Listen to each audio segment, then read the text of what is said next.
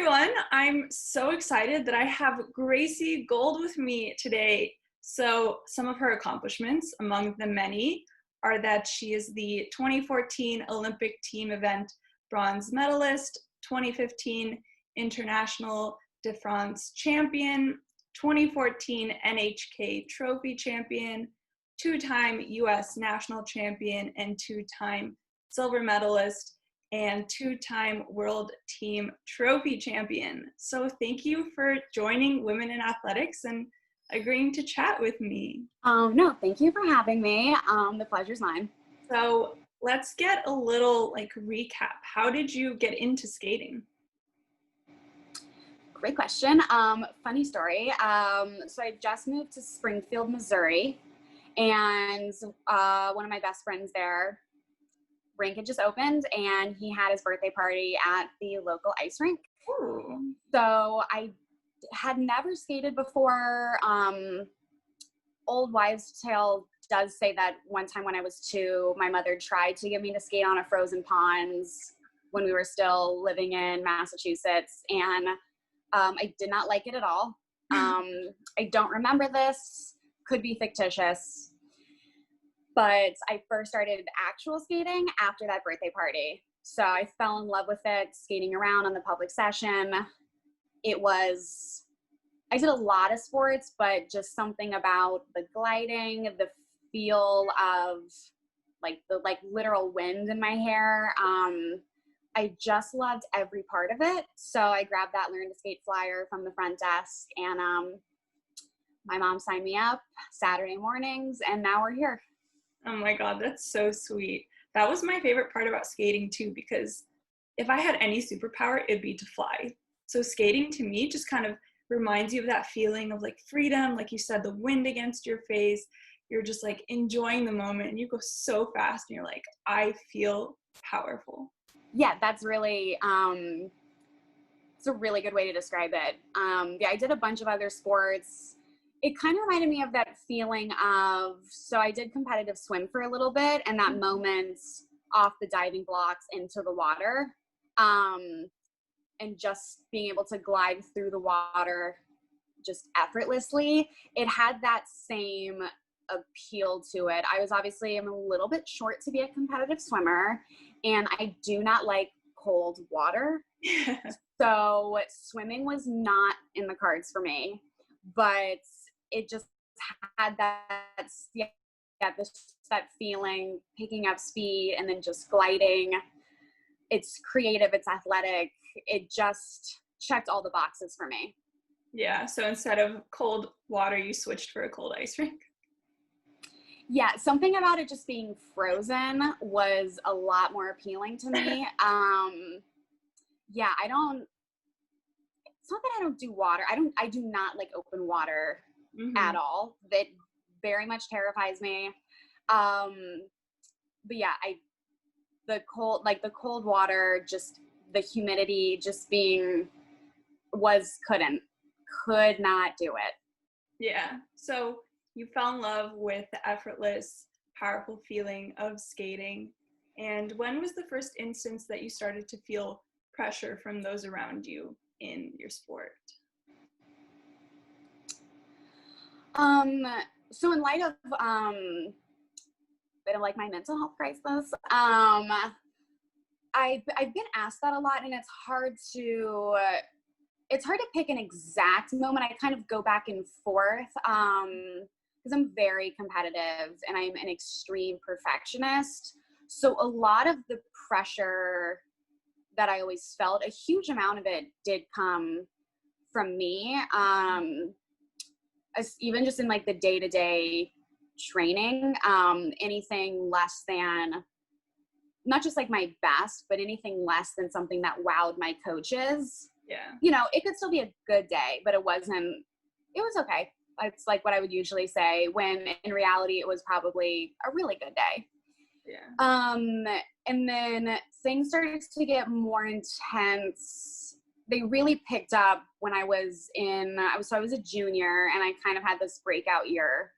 My first year junior, totally bombed, did not go well at all. Didn't even qualify for nationals. And then that next season, I just won almost everything that I did, from summer events through Junior Grand Prix. Was so solid at the summer events that they gave me a Junior Grand Prix, and I did not qualify for nationals the year before, which is really very uncommon. And won that, won sectionals, won nationals, second in junior world. So I kind of had this 0 to 1,000 season. And then I was senior, which in my head I was like, oh, this is like real skating. It's like real adult skating. It's like, this is the level that, like, this is like world level. It's like Olympic level. That was a lot, very high expectations, but really it was the Olympics.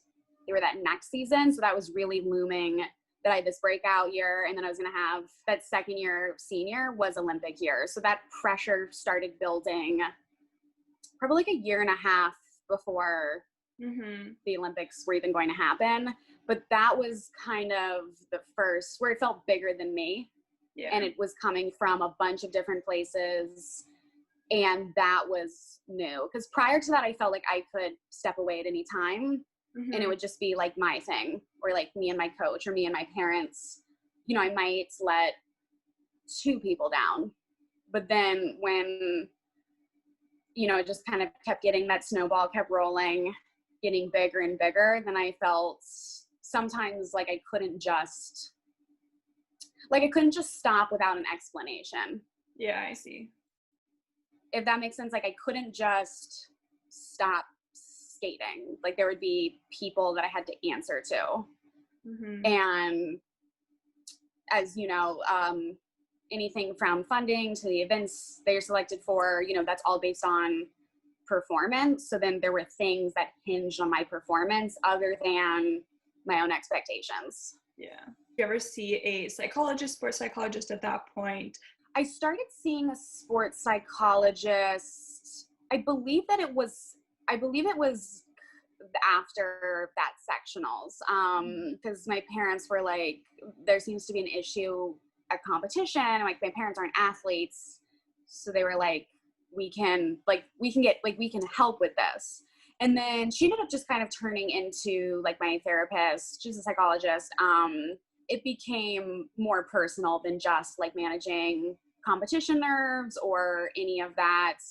Love her. She's great. We still keep in contact. That's good.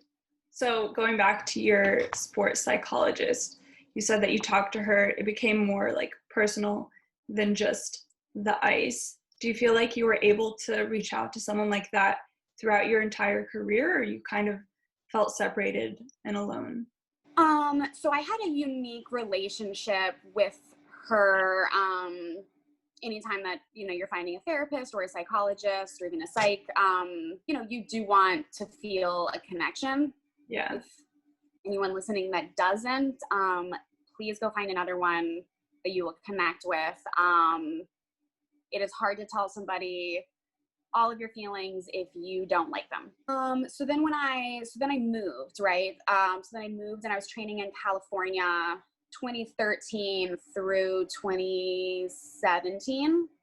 And I was seeing a sports psychologist there, but he was I don't say he was just a sports psychologist, but he wasn't a therapist or psychologist as well. Like he did sports, he worked with the Cubs, and he was a wonderful man, but we didn't connect in a way that when stuff started to get really gnarly, that I would have gone to him with my troubles. He was just sports, like just business, and he was great. He was wonderful, but I kind of lost that person as the years went on. Not just somebody to help, but somebody who is truly trained to help and could see the red flags and the warning signs early on. Yeah, that's what, I mean, I see a psychologist now, and I think it's so, like, it's great to talk to friends, and so many of my friends are like, we're here for you, like anything you need, but there's just something different about speaking to someone who's truly trained in dealing with these issues they know how to like facilitate the conversation so that you open up.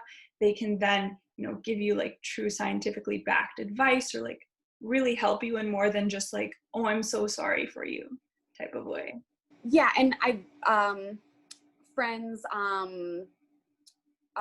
coaches, parents, if you're comfortable with them, they're great. And that support system is very, very necessary. But I always found, so the psychologist that I saw in Chicago, the woman I was talking about, her name is Jenny. She was one where I'd be kind of telling a story and she would ask me to back up, and she'd be like, oh, has that behavior always been happening? Or tell me more about, you know, this person's whatever, you know, how long do they always say that? You know, because they're trained to spot some of the red flags and warning signs, and, you know, they can validate you, but also validate you properly. Because sometimes friends, and I'm also guilty of doing this, sometimes we can validate each other when really, maybe something really was my bad. Yeah. And I handled the situation poorly, or maybe it was that person, and, you know, we can just vent about it and rant about them. But yeah, there's something nice knowing that you're speaking with someone who has seen what I can only imagine would be far greater issues than my own. That's what I used to tell myself. But who went to school and went to college to study these kind of things, and the advice that they're giving, as you said, it's like backed by science as well as experience, and it's not personal. Yeah. Because I know, like, friends, I would tend to take my friend's side, like, very naturally. But I always felt like Jenny was, especially, she was very neutral. That's good. If something was my fault, or I could have behaved better or said something differently, she would say, she's like, it's on you. Yeah. So you had Jenny, who was a great help for you. Did you ever work with a nutritionist or dietitian throughout your years? So I tried one or two dietitians or nutritionists, and it was a case where the one that I saw more long-term, being maybe like 2 or 3 months,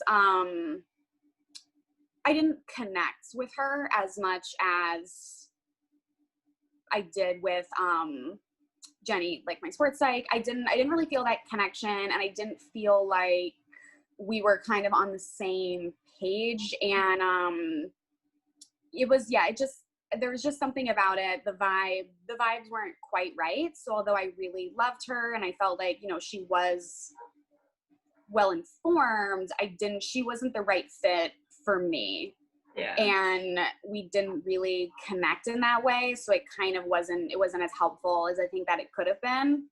And she also I started seeing her, it was like in the throes of my disordered eating. So some of her things, like, I wasn't interested. I was like doing like my thing to cut weight, and, you know, we didn't really hit it off. She's lovely, but didn't hit it off. And I was like, okay, like, that's super, oh my God, you want me to eat carbs? Like, okay, I'll like give it a go. It was a little bit like that. Probably should have started seeing one before, or seen a nutritionist that specialized in someone like with disordered eating. Yeah.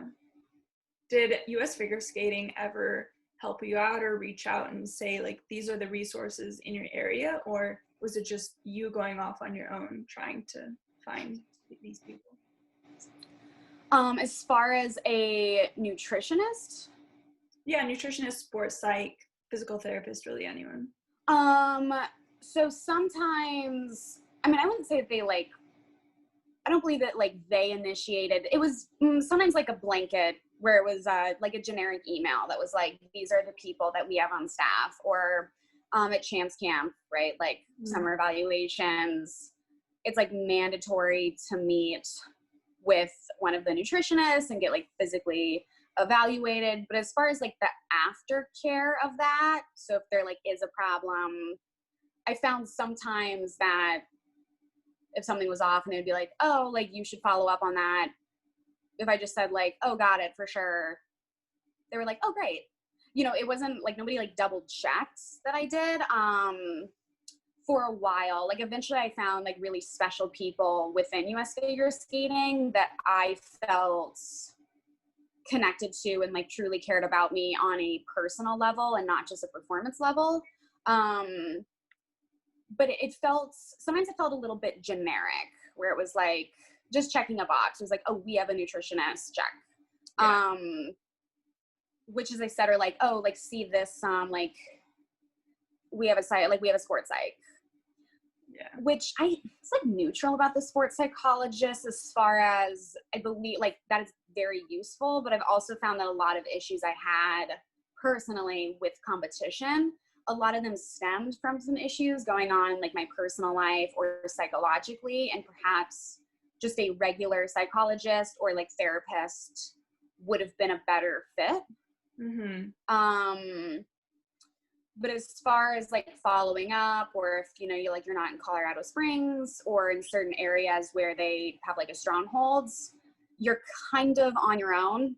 And if you don't like the one or two options that they have, you are like also on your own. Yeah. Which is, I mean, it like, sometimes it's just business, but I found that when I found those very special people within US figure skating, I actually went to them directly and I was like, I'm looking for this, but I didn't go to the federation as a whole. I used like a personal connection to someone I had to find better and more specialized care for me. Yeah, that's great that you were able to find those people. But I mean, so many of these like younger athletes that are even like in their teens that are coming forward with disorder like eating and whatnot. I mean, it's just so heartbreaking because they don't have the ability to like find those special people. They kind of get that generic front face or not even anything if they're not on Team USA. And whenever I went to Champs Camp, and it was great because I got to see Carrie on a daily basis because she was my dietitian in Michigan, but I couldn't imagine just going to Champs Camp and like meeting this woman and her trying to evaluate my diet in like 45 minutes. Like, I'm not going to be able to like actually retain any of that information and like put it forward. And same as the sports psychologist, like I can't just meet someone randomly once a year and pour my heart out and for you to assess how my partnership is going, how my skating is going, and then what? Like I tell you everything and I see you next year. Like I never really understood the purpose of that. If it was just like, as you said, like just to like check the box that, oh, we have someone, they're speaking to someone. Like if something was really wrong, then maybe we would do something, but like they seem fine. So like, we'll just move on to the next one. Yeah. And it's like, and it is difficult. Like I do not have all the answers. But I know it's difficult when you have like a bunch of athletes and you're just like, you don't want to ignore them. Like you want to provide like some care, and it can be difficult, but I always felt like the nutrition should be optional, as well as I remember I had to push back a bit on the sports psychologist, like the meeting being mandatory, on several years. There were like one or two people that they had, and one of them I really didn't like and I didn't vibe with. And, you know, our schedule during Champs Camp can really be quite crazy. So if there was like an extra 40 minutes that I could spend resting in the recovery room, like the bus schedule is like kind of not great. And, you know, I was like, oh no, like I'm not attending. I didn't mean to have an attitude. I remember being like, you can put me on the schedule. I will not be there for that meeting. Because for me, it is not just unhelpful, but it ruins a huge chunk of my day. It's, not good. And then I would have preferred a meeting with a regular psychologist or therapist as opposed to sports psychologist, and something that I think would be really helpful is if the nutritionist, the regular therapist or psychologist, or the sports psych, whatever, because we all like know where the athletes live. So if they, like, that's not a secret, you know, like in time prior, like maybe they could use like their resources so that they'd be like, if you would be interested in continuing a conversation like this, here are some people that we recommend in your area, because that would be, I felt like that would have been very beneficial so that I didn't have to jump on Google or like figure it out kind of in my own way. And most athletes come from like one of 4 cities, right? So it's like, these are the people like in LA that we like. These are the people from Detroit. These are the people in Chicago or Florida, Philly, like that we, you know, that we really like, that are close to you in your area. I found that to get to those, like I said, I had to use like a personal relationship with somebody that I had, like personal being like like a friend that I was more friendly with or closer, and ask for help in like, do you know anyone on the East Coast that specializes in this? And like, kind of like when they were off the clock, if that makes sense. Which was a little bit tiring, but it was worth it. Like when, you know, I found somebody, but that's something that I always felt like, you know, even if I really liked one of the nutritionists or sports psychologists, you know, like they're in Colorado Springs, like maybe, but typically they were not in a city that I was in. So even if I felt bonded, like this is like a little bit like pre-Zoom, right? So, even still, it's nice to like see someone in person. Yeah, absolutely. I think that would be a really great thing if US figure skating could try and implement going forward, and just either increase their like database of resources, or maybe they do have ones that we don't know about, but to somehow get that out to, like you said, like big cities where, you know, there's like hubs of athletes that tend to go to.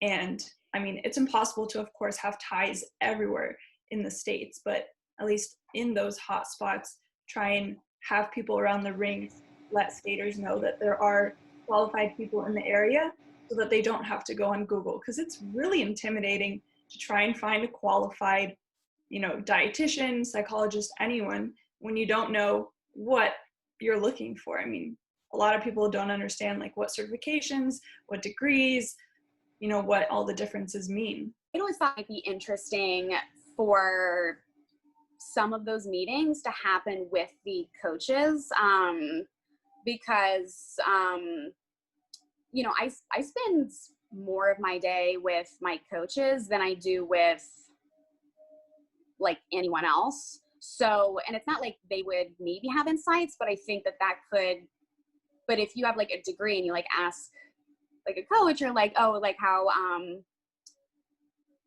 even if like, maybe like they wouldn't know, but it was like, oh, like how are like her eating habits, has, like, is she eating like frequent, or he like eating frequent meals? Does it seem to be consistent? Do we have like some stress or some anxiety around it? Like intense weight fluctuations, like things like that. Or because sometimes another person's point of view, like asking like if a sports psych asked a coach what my coaches thought when I competed, there could probably be some really good insights. They were like, well, we notice sometimes like this behavior or this, and you know, X, Y, and Z. So I always thought that would be like, or could be really helpful, especially because, like I said, not all, but most athletes and their coaches are pretty close in some capacity, or at least spend large chunks of their day together. Yeah, 100%. I mean, your coach is essentially like your role model on the ice.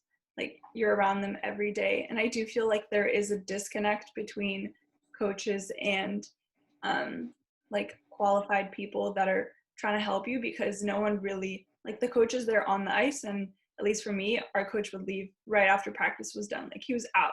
So it's like, if someone even wanted to talk to him, they would have to be like during a Zamboni break, like 15-minute conversation, or like try and squeeze it in. And so there was never really that like opening of being able to bring the coach in, even when like my dietitian would come to the rink to speak with me because there was no time for me to go to her.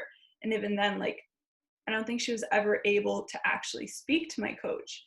So when I would come to her and say, hey, like my coach is saying I look a little bit on the heavier side, and she was like, well, actually, I've been taking like skin fold tests and your body fat has been progressively decreasing. So I have like the data to back up what we're doing. But she was never able to go to the coach and relay that information. So the coach is telling me one thing, that like I look a certain way and I have to change that. And then I'm getting this positive reinforcement from this other side. And like, I don't know, like, who am I supposed to listen to? What am I supposed to do from now?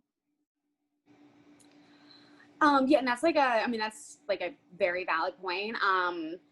I'd also wondered, I felt like there could be, and like some coaches like probably would not be interested, but I think that there would be a large chunk of coaches that would be interested in, I always wanted like, kind of like on how to communicate some things better. Cause I know that,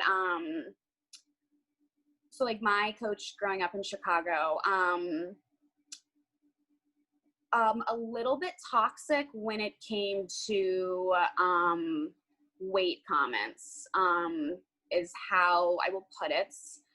That's where some of the issues started, but I do know on some levels, you know, he was mid-50s, born and raised like Soviet Union days, Ukraine, like, so it's asking a lot for him to be able to effectively communicate with a full-bred, like Midwestern American 16-year-olds. Like that is, especially if it's over a topic that could be seen as triggering or sensitive.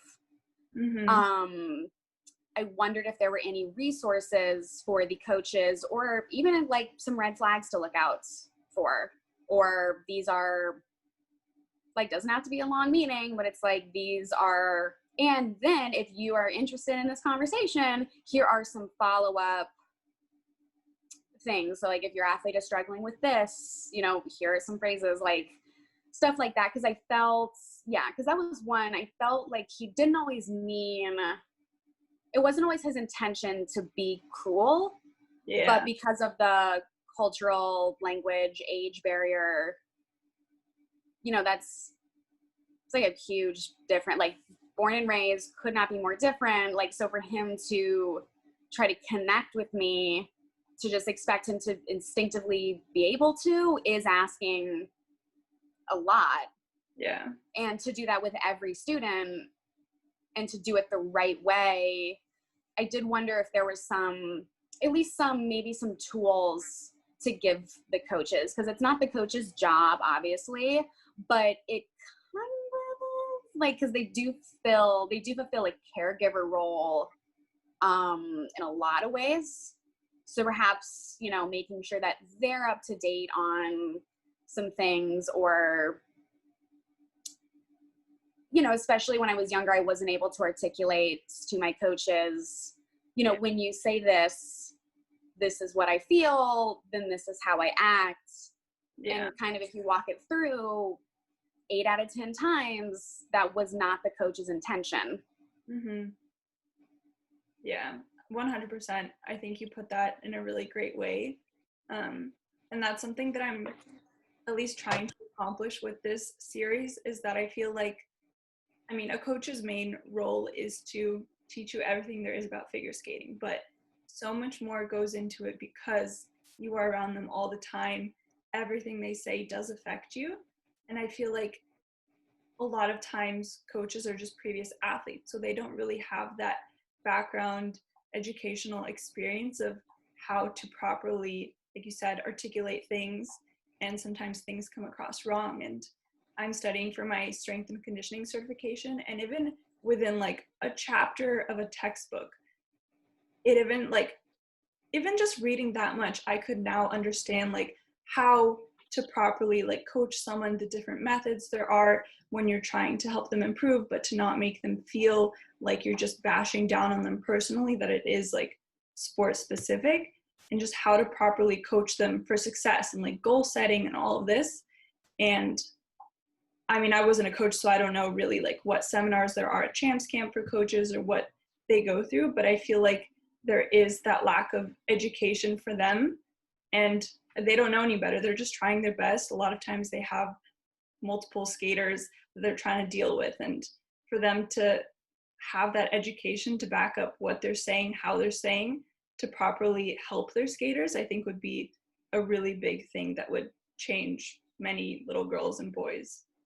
Yeah, like the same way that and at Champs Camp, like really at that point, a lot of the coaches that are there are elite, and a lot of them are elite because you can't just really coach every athlete the same. And so when it comes to on the ice and like what they really do best, they instinctively know.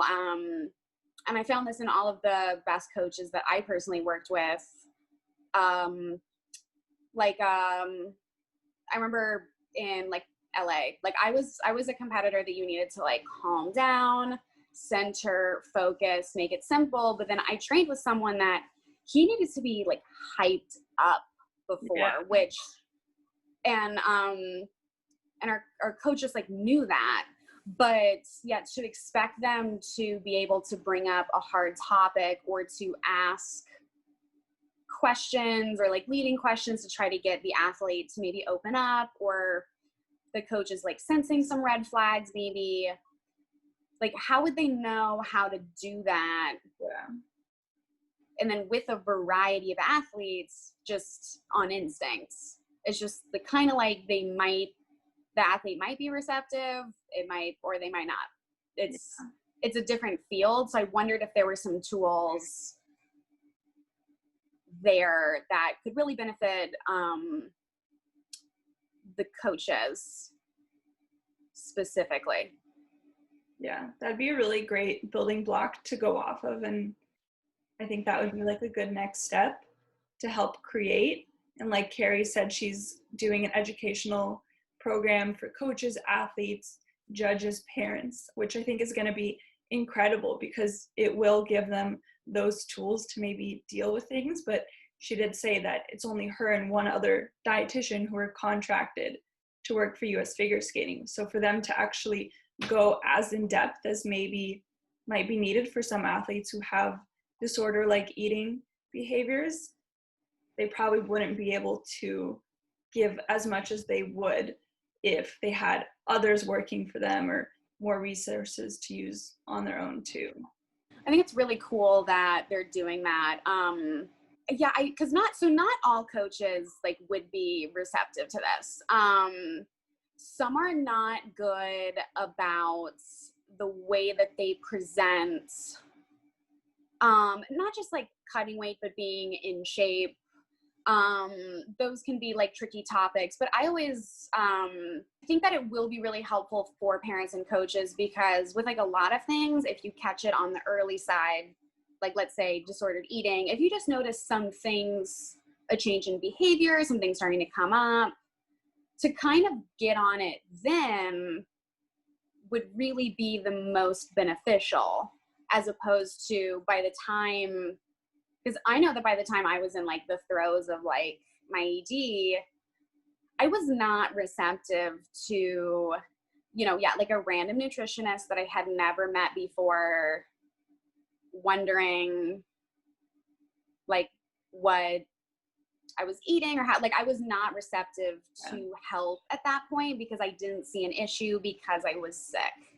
As opposed to when some of my like, call them like strange behaviors, but sick behaviors first started happening, that would have been an ideal time for someone to catch it. And I think in a lot of ways that role could fall on the coach, or at least they don't not like, but yeah, if it's a really toxic coach, they're into it. So whatever red flags that they see, they're not red flags. Those are green flags. So assuming that you're not dealing with a toxic coach, a toxic parent, a toxic training environment, for all of those people, I think it'd be really beneficial. Yeah. I think one difficulty is that a lot of times something cannot be perceived as a red flag until it's in its most drastic state. So then those like tiny little instances where you see a change of behavior, you couldn't really know how to deal with it because you're like, is this a consistent thing? Is it just like fluctuating? Like what am I really dealing with? And then when you see like, oh, like these were little stepping stones to like this one bigger issue, by that point it might be too late. So it's identifying what is a wrong behavior, how to help it, which I think also is just can only be done with education and understanding what those are. And just to keep talking about it, because I always found this really interesting, is that so we're in like a performance sport, right? And it's like nobody wants to say the quiet part out loud, which is eating disorders run rampant in figure skating. Yeah. Like women and men. There are a lot of men in our sport with disordered eating, with extreme body dysmorphia, with issues.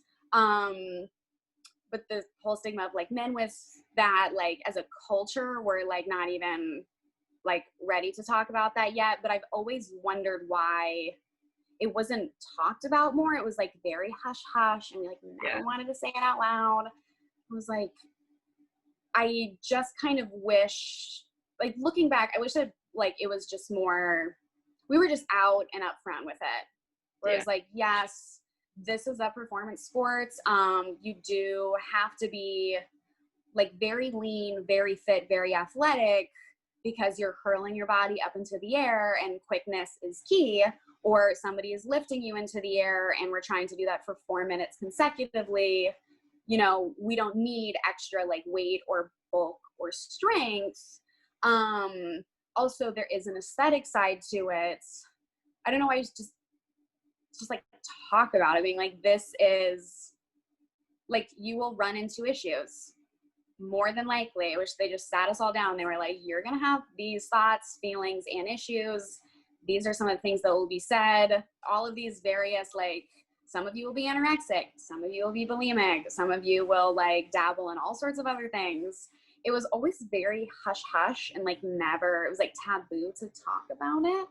And I always found that really interesting because, like I said, it's like everywhere in skating, and it's just so, it's just that quiet part that we don't say aloud. And I don't know why, because that like really adds to the feelings of shame. And why? Like what? So your eating started to get a little bit weird, messing with your head, like, yeah. And like everybody else in the sport, like, so what? Like, let's keep going. These are some tools to help manage this. Here's a nutritionist with science to tell you all about your body and how it works.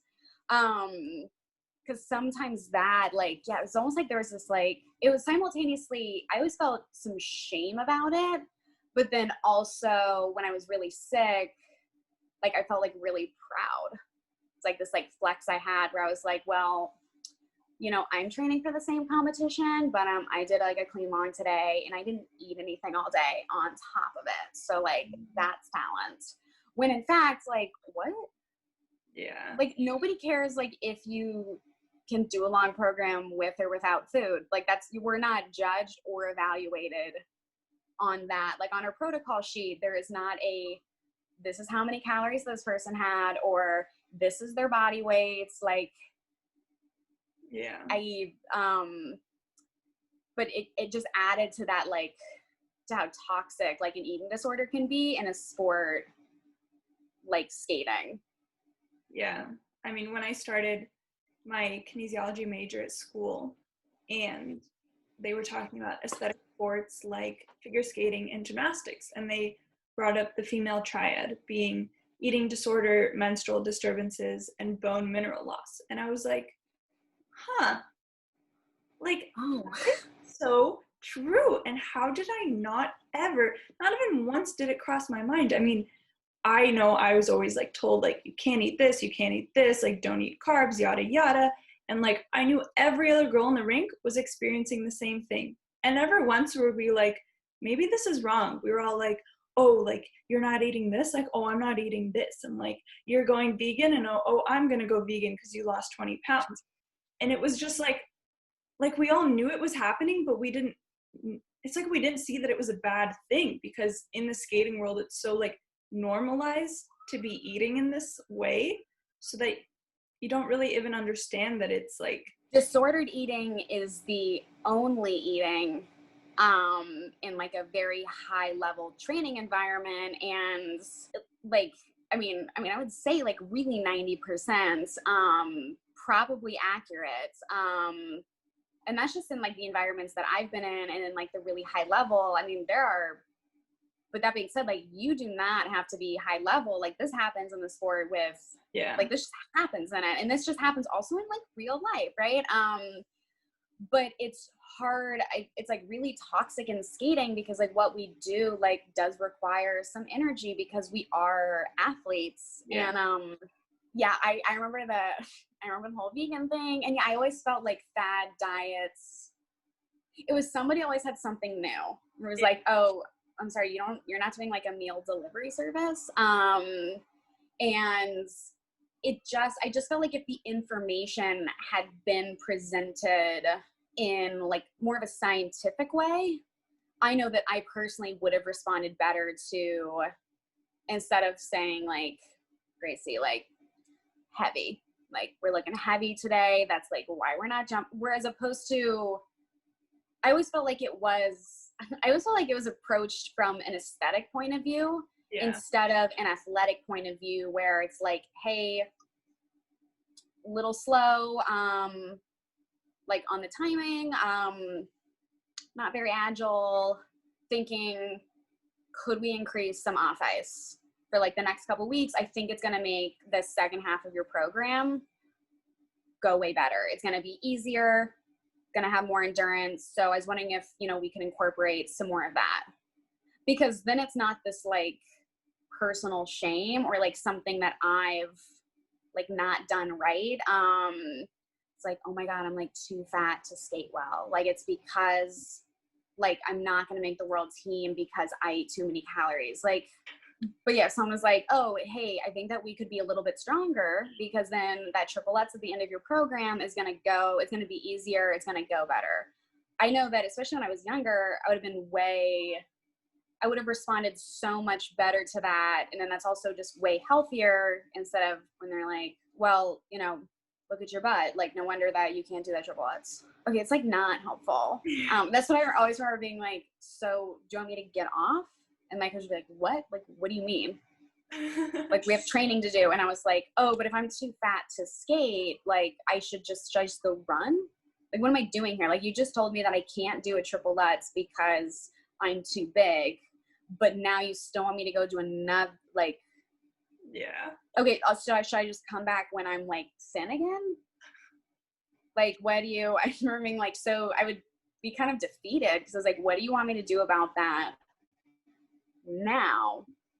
Like, I don't, the vegan thing is like so funny to me, because this is actually not funny, but kind of funny. But I remember I did tell one person when I was living in Detroit we were like mid mental health crisis. It was pretty clear, but I did confide in one person who was integral in that, and like coaching and like my whole life in Detroit, and I ended up telling them kind of like, I was like sobbing, and all they could really tell me, first off, they were like, well, look, said like whoever's name, and they were like, they have a quote.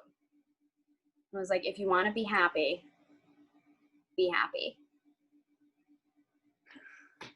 And I just remember like staring at this person because I mean, I just thought that we had a real moment where I had like really said some things that were not just red flags, but I mean, it was essentially like, it was like my coming to Jesus moment where I was like, I need someone to help me. Yeah. And they hit me with that quote and then they followed it up with, they were like, have you ever tried going vegan? Oh my God. And I was like, oh, okay. So I'm like effed because this is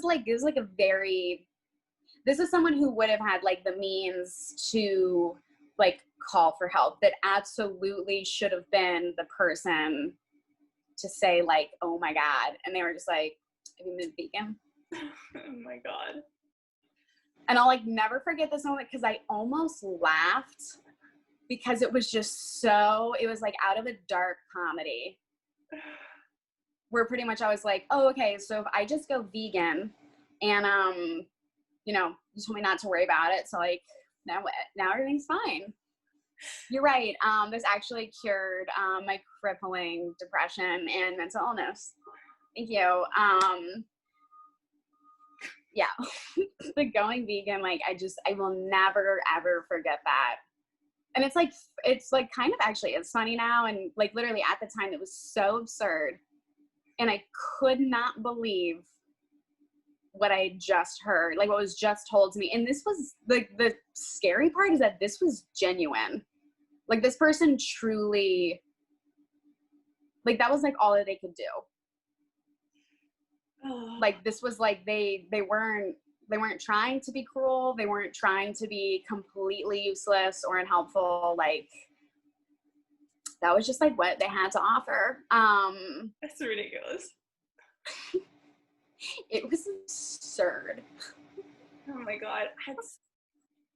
I just am so shocked in any, like, whenever I come to someone, I'm like, hey, like I'm feeling this, I'm sad. They're like, don't be sad.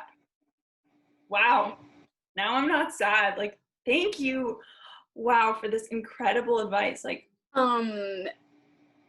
yeah, and like it's just either or the alternates that being like, and sometimes like this really I've had a few people that like I'm so close with, and there are just certain topics that, and again, they're not like trains like to communicate, right?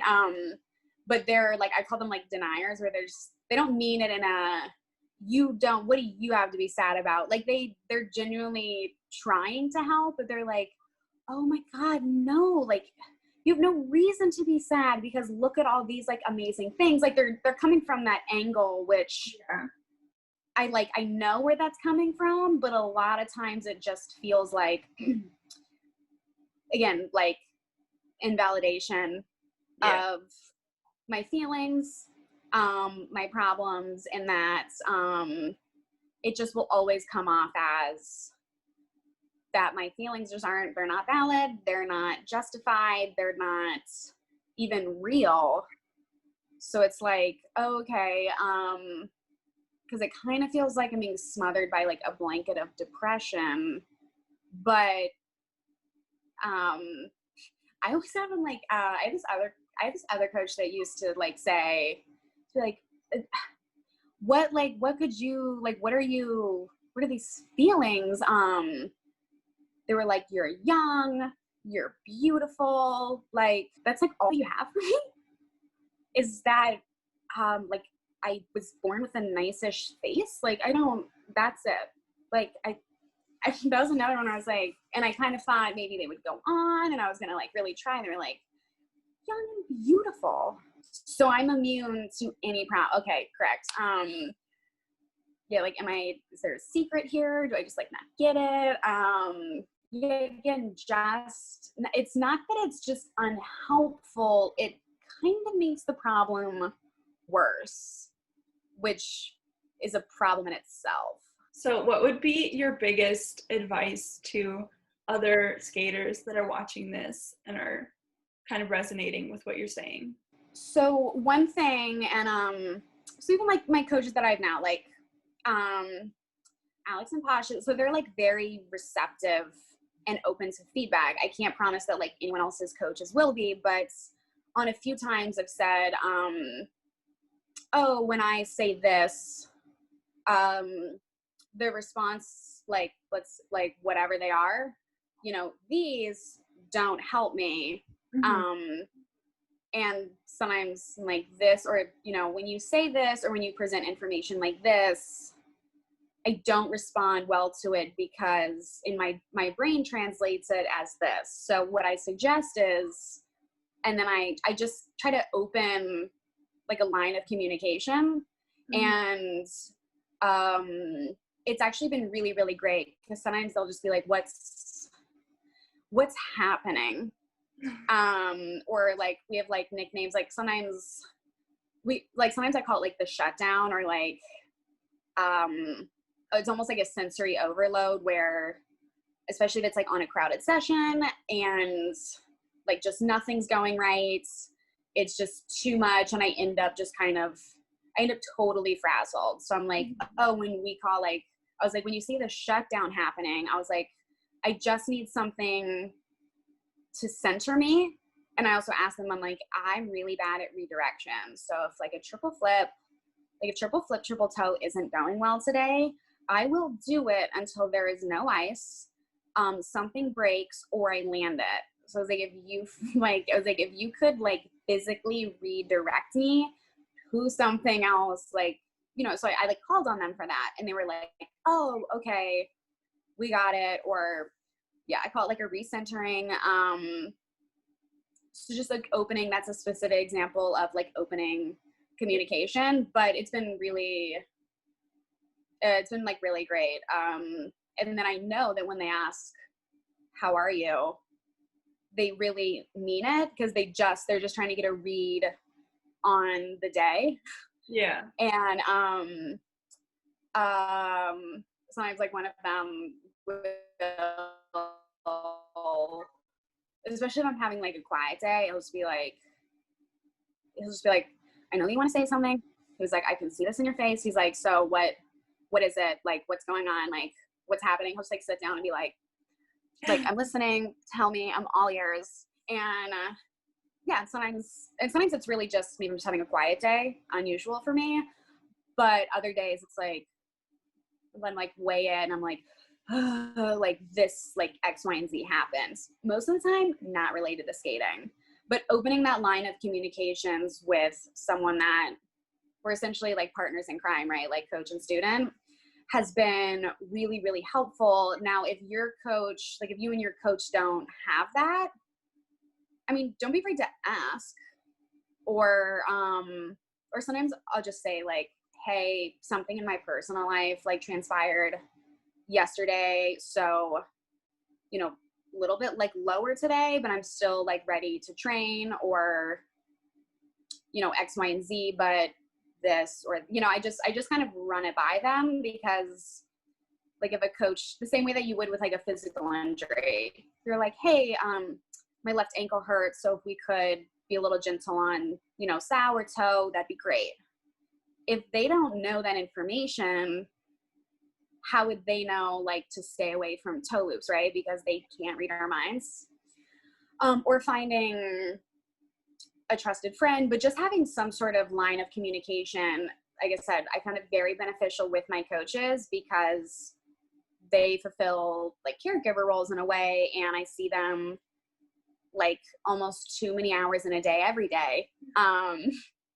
And receptive or not, sometimes just giving them that information I found to be really helpful, like you would any physical injury. And if they don't respond as they would with a physical injury, or if you're working with a coach where if you say like, hey, my knee hurts, and their answer is like, get over it or go vegan, I recommend finding a different coach, because toxic relationships never just become, or toxic people, they don't just become untoxic. Like typically it just gets worse, and that kind of energy, there are plenty of fish in the sea. There are plenty of coaches out there that, you know, would at least respond to a physical injury with that. And then with mental, since assuming that they're human, would have some level of compassion or empathy. And if you do not have that, I would recommend changing the vibe because when you're having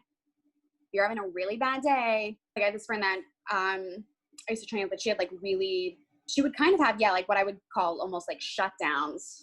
Mm-hmm. And I remember trying to reach her and being like, oh, okay, well, like the boys, that's what I call like arts coaches, was like, they're pretty receptive, but you know, if it's just a wall like this and like circles, you know, I was like, I wouldn't even know what to say to you, and like I'm just your friends, but I was like, your coaches have no idea what's going on. But if you had just said like, oh, X, Y, and Z happened, or I'm feeling this, you know, typically their coach is going to want to try to find a way through it because, you know, the skater skating well is mutually beneficial. Mm-hmm. It's like that's a win-win for everybody. Yeah, I love that. That's great advice. And I think a lot of skaters are afraid to like talk back to their coaches, but it's not talking back. It's just, like you said, opening that line of communication and sharing how you're actually doing. If a coach asks you like, oh, how are you, as you're skating by and you feel something's on your chest, just skate over and say like, you know, actually this happened, I'm feeling a little bit down. And it's not like, oh, boo-hoo, like feel sorry for me. It's, I'm just informing you where I'm at right now so that we can have a more productive skating session and you're not frustrated why I'm doing bad, and I'm not frustrated because you're yelling at me, but my head is like miles away and I'm thinking about something else. So that's definitely really great advice to have. Yeah, and it's like talking back to your coach or talking back to any authority figure or any kind of caregiver, as with like anything, it's typically how you present the information. Now, there are just terrible people. Then again, like find another one.